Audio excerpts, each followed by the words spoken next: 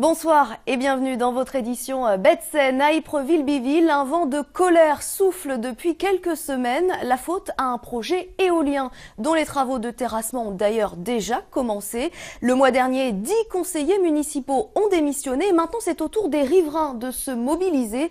Une association vient d'être créée et ses membres comptent bien faire du bruit. Derrière ma maison, il va y avoir une éolienne, une deuxième après là-bas et le reste, les 4 autres sont autour.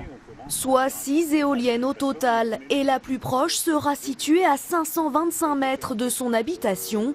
Une proximité que Christian Duval ne comprend toujours pas. Il y a des plaines où il n'y a aucune maison, pourquoi qu'on ne les met pas ici? Il faut éviter aussi d'embêter les gens parce qu'on a un manque à gagner et qui va nous donner ce manque à gagner au niveau de nos propriétés.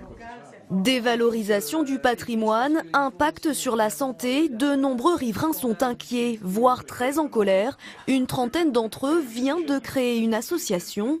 Alain Piville, ils ont un avis défavorable. Ils veulent l'arrêt pur et simple du projet éolien, lancé pourtant en 2008 et qui a fait l'objet depuis d'études et de réunions publiques.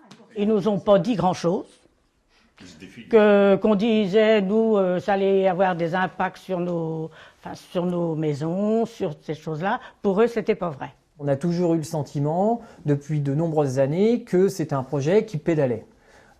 Et au jour d'aujourd'hui, on a passé la première, voire la deuxième. On a déjà commencé à faire des terrassements et on n'est pas informé.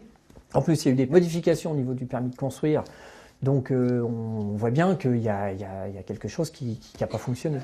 Pour se faire entendre, l'association a choisi de s'inviter hier soir à la réunion de constitution du bureau de la nouvelle agglo de Fécamp. Je proclame Madame Marie-Agnès Poussier-Walsbach et de rencontrer sa toute nouvelle présidente. Voilà.